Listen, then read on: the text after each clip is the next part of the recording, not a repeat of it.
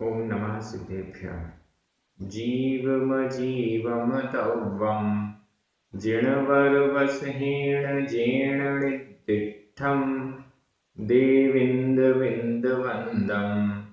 वन्दे तं सर्वदा शिरसा। बोलिए श्री खजाराठ अनंतनाथ भगवान की जय। आचार्य श्री नेमिचंद्र सिद्धांती देव की जय। हम सभी बड़े सौभाग्यशाली हैं जो हमें आचार्य नेमिचंद्र सिद्धांती देव का महान ग्रंथ द्रव्य संग्रह के अध्ययन का अवसर मिल रहा है। यह ग्रंथ निश्चित रूप से जैन धर्म और दर्शन के सभी प्रमुख प्रकरणों को छोटी छोटी गाथाओं में समाहित किए हुए हैं। आज हम गाथा क्रमांक 41 पर पहुंच चुके हैं। इस गाथा में सम्यक दर्शन का स्वरूप बहुत अच्छे से वर्णित किया गया है। सम्यक दर्शन, सम्यक ज्ञान और सम्यक चारित्र यह मोक्ष मार्ग है। तो क्रमशः 3 गाथाओं के माध्यम से इन तीनों का स्वरूप प्रकट हो रहा है। आज की गाथा बेहद महत्वपूर्ण है। मैं चाहूंगा कि आप ध्यान से, वैसे तो रोज ही ध्यान से पढ़ते हैं, आज थोड़ा विशेष ध्यान रखते हुए अध्ययन करेंगे। चलिए प्रारंभ करते हैं। गाथा क्रमांक 41 उच्चारण। जीवादि जीवादि सद्दहणम आधदा पुरदा सद्दहणम जीवादि सद्दहणम सम्मत्तम सम्मत्तम आधमा पुरमा आधता पुरता सम्मत्तम। रूव, यहाँ पर रा में बड़े ऊ की मात्रा है। रूव मप्पणो मप्पणो आधा पा पूरा पा रूव मप्पणो तम तु तु दुरभिनिवेश दुरभिनिवेश विमुक्कम विमुक्कम आधा का पूरा का दुरभिनिवेश विमुक्कम नाणम नाणम सम्मम सम्मम आधमा पुरमा और बिंदी सम्मम खु खु होदी होदी सदी सदी जम्ही जम्ही आधमा ह जम्ही। जीवादि सद्दहणम जीवादि सद्दहणम सम्मत्तम रूपमप्पणो तम तु सम्मत्तम रूपमप्पणो तम तु दुरभिनिवेश विमुक्कम दुरभिनिवेश विमुक्कम णाणं सम्मं कुहोति सदि जम्हि णाणं सम्मं कुहोति सदि जम्हि। बड़ी अच्छी गाथा है। वैसे तो सम्यक दर्शन का स्वरूप आप सभी ने अनेक बार अध्ययन में, स्वाध्याय में, समझने में, मनन चिंतन में लाया होगा। द्रव्य संग्रह की दृष्टि से, इस गाथा की दृष्टि से एक बार पुनः हम सम्यक दर्शन को समझने का प्रयास करेंगे। जीवादि सद्दहणम सम्मत्तम, एकदम शॉर्ट में सम्यक दर्शन की परिभाषा हो गई। आधी लाइन में, एक चरण में मात्र।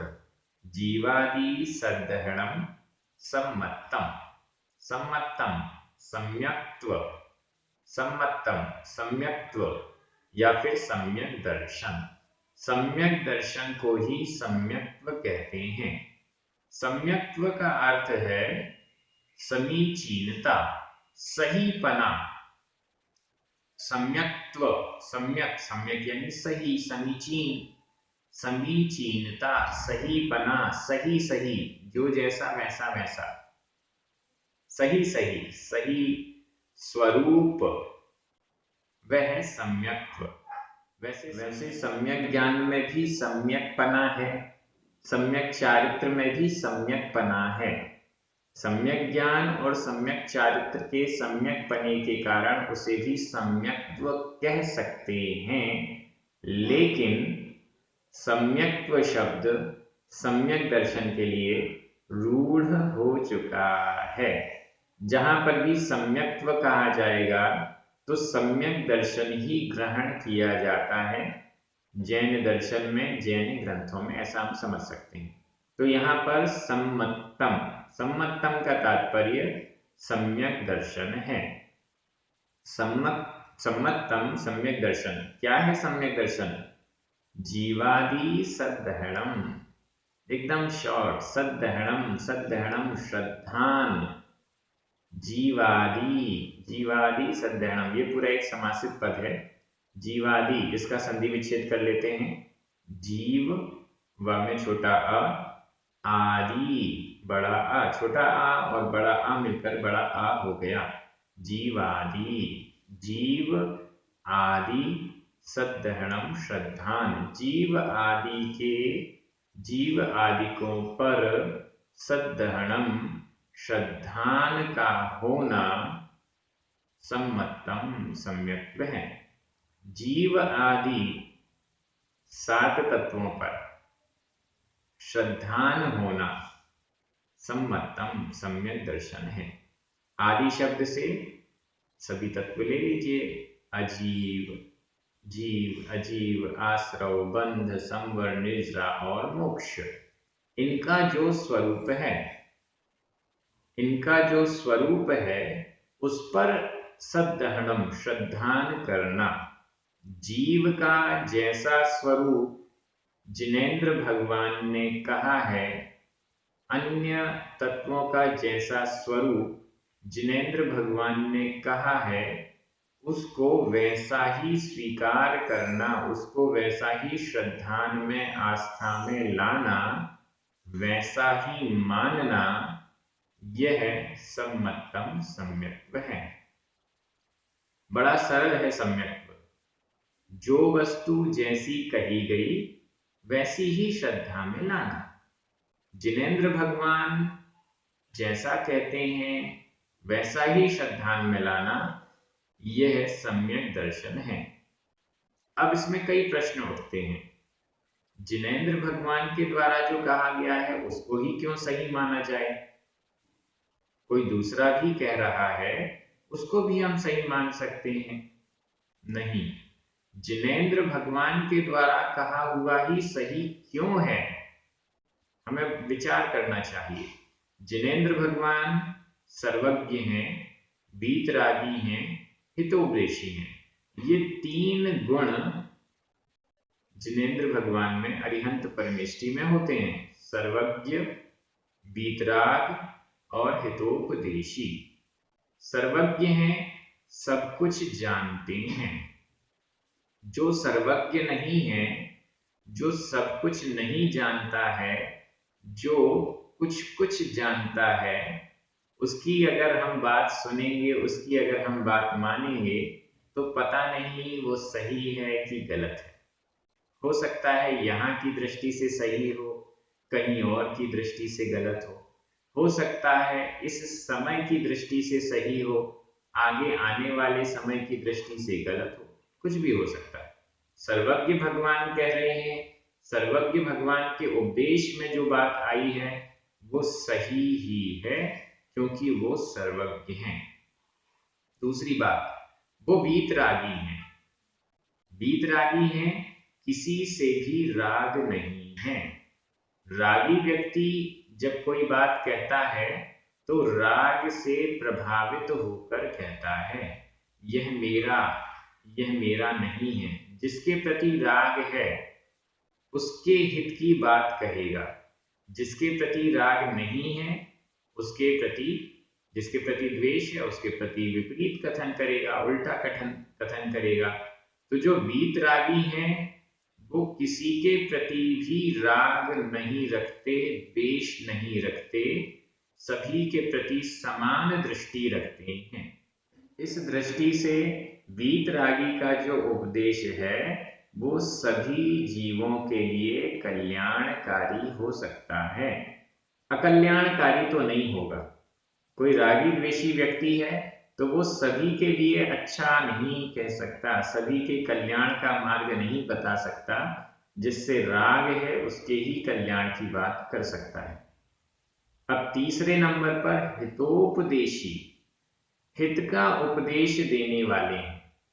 जानते तो सब कुछ हैं, सर्वज्ञ हैं, सब कुछ जानते हैं, परमाणु बम कैसे बनता है यह भी जानते हैं, मोक्ष मार्ग क्या होता है, मोक्ष कैसे जाया जाता है वह भी जानते हैं, सब कुछ जानते हैं। जिस जिस चीज का, जिस जिस वस्तु का अस्तित्व है उस सब को जानते हैं। लेकिन उपदेश क्या देंगे? हितोपदेशी हैं, हित का उपदेश देते हैं, हित का, कल्याण का मार्ग बतलाते हैं। ऐसा मार्ग नहीं बताते, ऐसा उपदेश नहीं करते जिसके कारण किसी भी जीव का अहित हो। ऐसा कोई उपदेश नहीं करते जिसके कारण एक भी जीव का अहित हो, अकल्याण हो जाए। ऐसा कोई उपदेश नहीं, सभी जीवों के हित का उपदेश करते हैं। इसलिए सर्वज्ञ, वीतराग और हितोपदेशी जो जिनेंद्र भगवान हैं उनके द्वारा कहा हुआ ही जो तत्व है, जो स्वरूप है, उस पर श्रद्धान करना सम्यक दर्शन कहलाता है। हमारे जो ग्रंथ हैं, द्रव्य संग्रह ग्रंथ है या और भी जो ग्रंथ हैं, वे सब भी जिनेंद्र भगवान की वाणी से निकले हुए हैं और परंपरागत रूप से, मतलब प्रवाह रूप से हमें प्राप्त हुए हैं। सर्वज्ञ भगवान की वाणी को गणधर परमेष्ठियों ने, गणधर स्वामियों ने ग्रहण किया। उनके बाद फिर आचार्यों ने उन्हें लिपिबद्ध लिखा। आचार्यों से, फिर आचार्यों की परंपरा से होता होता होता हमारे पास यह ग्रंथ उपस्थित हुआ है। इस दृष्टि से यह ग्रंथ प्रामाणिक है, ऐसा हमें समझना चाहिए। और इस प्रामाणिक ग्रंथ के अनुसार हम जीव आदि तत्वों का स्वरूप जो समझ रहे हैं, वैसा ही जब हम श्रद्धान करेंगे तब वह सम्यक दर्शन कहलाएगा। सम्यक दर्शन की थोड़ी सी डिटेल यहाँ पर की गई है और आगे चर्चा करते हैं। थोड़ी सी महिमा भी क्या है सम्यक दर्शन की, उस पर भी चर्चा करेंगे। और बाकी और चर्चाएं तो पूर्व के ग्रंथ के अध्यायों में हमने की ही हुई है।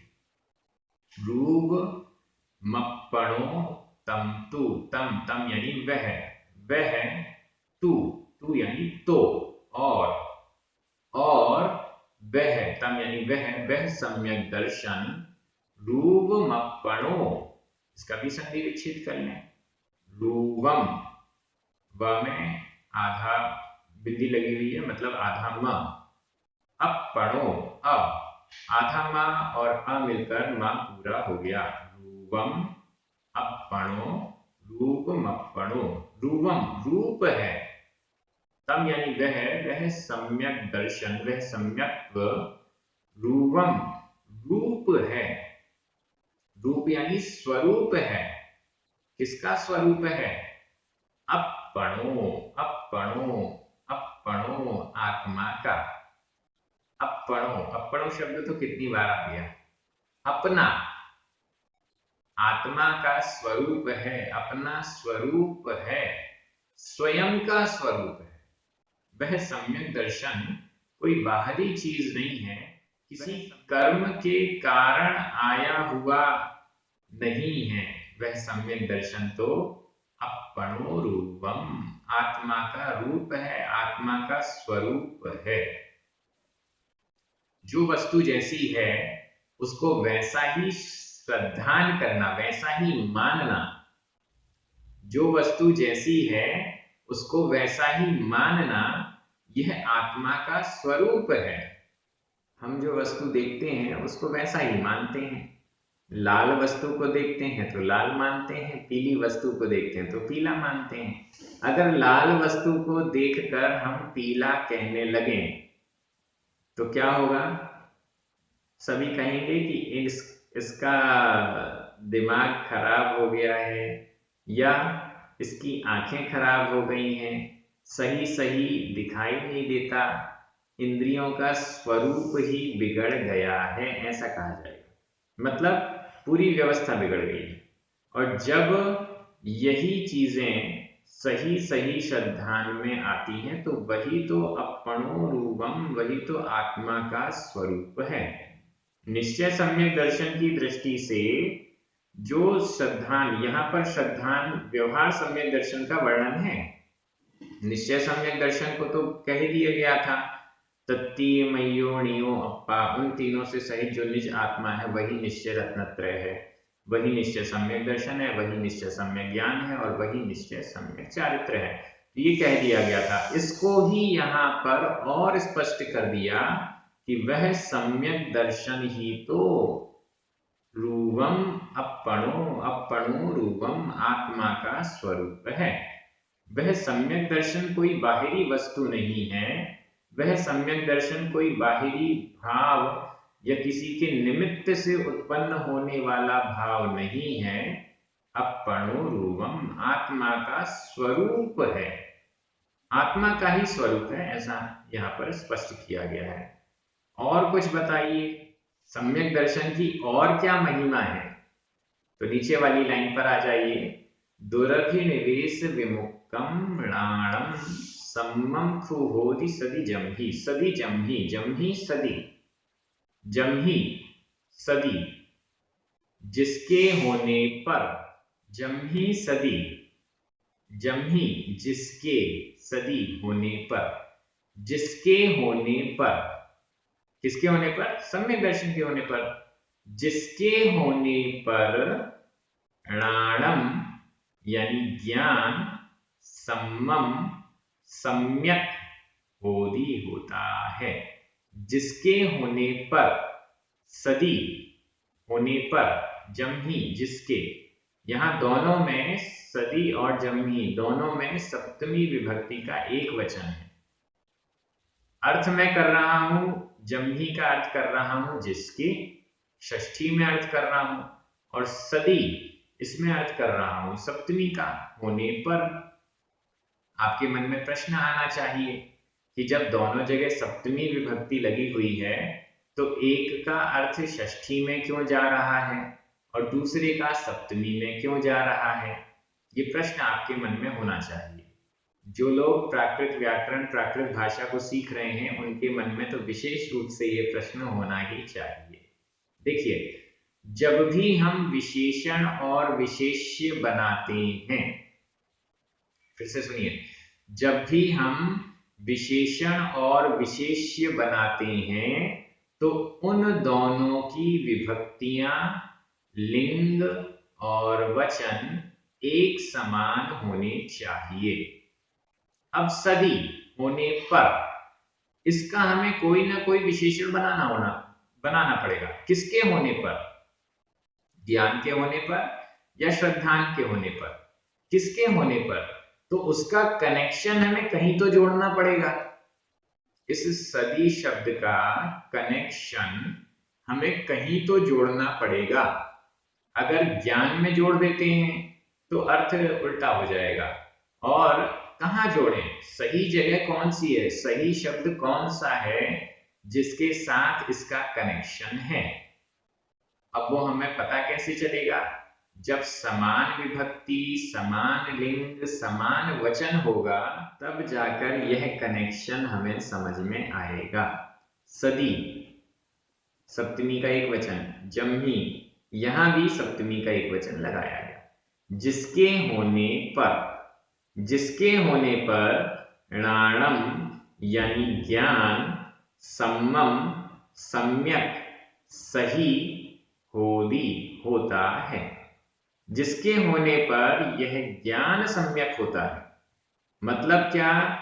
सम्यक दर्शन नहीं है तो ज्ञान भी सम्यक नहीं होता है।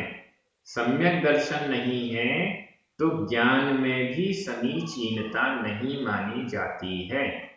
ज्ञान को भी मिथ्या ज्ञान ही कहा जाता है। द्रव्य संग्रह ग्रंथ पढ़ रहे हैं, एक एक शब्द को सही तरीके से समझ रहे हैं। जैसा आचार्य नेमिचंद्र जी ने कहा, सोचा होगा, वही हमें यहाँ समझ में आ रहा है। लेकिन श्रद्धान नहीं है, सम्यक्त्व नहीं है, तो यह ज्ञान भी सम्यक ज्ञान की श्रेणी में नहीं आएगा, ऐसा यहाँ पर स्पष्ट किया जा रहा है।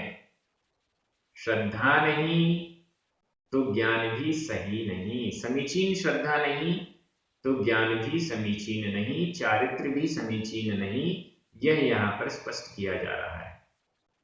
आचार्यों ने तो यहाँ तक कह दिया कि 11 अंगों तक का ज्ञान किसी के पास है, लेकिन सम्यक दर्शन नहीं है, तो वह अंगों का ज्ञान भी सम्यक ज्ञान नहीं कहला सकता है। ये हमें समझना चाहिए। एक मिथ्या दृष्टि व्यक्ति है, वो जितना भी ज्ञान कर रहा है, जैसे ही वह मिथ्या दृष्टि मिथ्यात्व को छोड़कर सम्यक दर्शन को प्राप्त कर लेता है, उसका सारा का सारा ज्ञान सम्यक ज्ञान कहलाने लग जाता है। यह यहाँ पर स्पष्ट हो रहा है। सदी जमनी सदी जिसके होने पर ह्लाणम ज्ञान सम्मम सम्यक्त्व सही होदी होता है। होदी यह वर्तमान काल अन्य पुरुष एक वचन का क्रिया रूप है। हो क्रिया है, हो क्रिया का मतलब है होना, होदी मतलब होता है, सम्यक होता है, सही होता है। ह्लाणम का एक और विशेषण यहाँ पर दिया गया है, दुरभिनिवेश विमुक्कम। दुरभिनिवेश विमुक्कम, विमुक्कम विमुक्त, विमुक्त यानी रहित, दुरभिनिवेश से रहित, दुरभिप्राय से रहित, मिथ्या अभिप्राय से रहित, दुरभिनिवेश से रहित। दुरभिनिवेश में 3 ग्रहण किए जाते हैं, संशय, विपर्यय और अनध्यवसाय, जिसे विभ्रम भी कहते हैं। इसकी चर्चा अगली गाथा में आएगी, इसलिए यहाँ पर इनको परिभाषित नहीं कर रहे हैं। दुरभिनिवेश का मतलब हुआ दुष्ट अभिप्राय, खोटा अभिप्राय, गलत अभिप्राय। गलत अभिप्राय से सही ज्ञान भी करेंगे तो वह भी गलत ही होगा, ऐसा यहाँ पर थोड़ा सा संकेत है जो हम कल समझेंगे। तो दुरभिनिवेश से, दुरभिप्राय से जो विमुक्कम विमुक्त है, ऐसा ज्ञान जिसके होने पर सम्यक होता है, वह सम्यक दर्शन अपनो रूपम आत्मा का रूप है, और जीव आदि श्रद्धान यह उसका स्वरूप या परिभाषा है। मुझे लगता है बहुत अच्छी अच्छी चर्चाएं यहाँ पर सम्यक दर्शन के विषय में हो गई हैं। थोड़ी सी महिमा और देख लेते हैं। सम्यक दृष्टि जीव मरण करके निश्चित रूप से 6 नरकों में नहीं जाता है। 7 नरक हैं, नीचे के 6 नरकों में नहीं जाता, पहले नरक को छोड़कर शेष 6 में नहीं जाता है। स्वर्गों में जाएगा, देव बनेगा तो स्वर्गों का देव बनेगा, बाकी 3 भवनत्रिकों का देव नहीं बनेगा। देव बनेगा, देवी नहीं बनेगा, स्त्री पर्याय में जन्म नहीं लेगा। मनुष्यों में भी पुरुष बनेगा, स्त्री नहीं बनेगा। त्रियंच में भी अगर त्रियंच आयु पहले से बांध रखी है तो त्रियंचिनी नहीं बनेगा, स्त्री पर्याय में नहीं जाएगा, नपुंसक पर्याय में नहीं जाएगा, दरिद्र नहीं बनेगा, हीन अंग वाला नहीं बनेगा, अल्प आयु वाला नहीं बनेगा, और भी जो गड़बड़ चीजें हैं वो सब सम्यक दृष्टि को नहीं मिलती। उत्कृष्ट उत्कृष्ट अच्छी अच्छी सामग्री सम्यक दृष्टि जीव को मिलती है। सम्यक दृष्टि जीव ऐसे स्थानों पर जन्म लेता है। और भी बहुत सारी महिमा है जो रत्नकर्ण शाकाचार आदि ग्रंथों में और भी अन्य ग्रंथों में बहुत अच्छे से वर्णित है, वहां से आप देख सकते हैं, समझ सकते हैं। अब रिवीजन की दृष्टि से मैं गाथा का अन्वय कर रहा हूं, आपके मन में हिंदी अर्थ चलना चाहिए। जीवादि सद्दहणम सम्मत्तम तम तु अपणो रूपम जम्हि सदी दुरभिनिवेश विमुक्तम राणम सम्मम होदि। खू, यहाँ खू शब्द रह गया है, वो लगा दीजिएगा। खू का मतलब निश्चित रूप से। मैं हिंदी अर्थ कर रहा हूं, आपकी नजर प्राकृत शब्दों पर जानी चाहिए। जीव आदि तत्वों का श्रद्धान सम्यक्त्व है, वह तो आत्मा का स्वरूप है, जिसके होने पर निश्चित रूप से दुरभिनिवेश से विमुक्त रहित ज्ञान सम्यक होता है। विभक्तियां देख लीजिए, विभक्तियां भी बहुत जरूरी हैं। जीवादि सद्दहणम सम्मतम रूवम तम निचेणाणम सम्मम और दुरभिनिवेश विमुक्तम। ये सब इतने सारे शब्द सारे के सारे प्रथमा विभक्ति के एक वचन हैं। यहां पर अपणो षष्ठी विभक्ति का एक वचन है। तू, खू ये दोनों ही अव्यय हैं, इसमें विभक्ति नहीं होती। इसके अलावा होदी यह वर्तमान काल अन्य पुरुष एक वचन का क्रिया रूप है।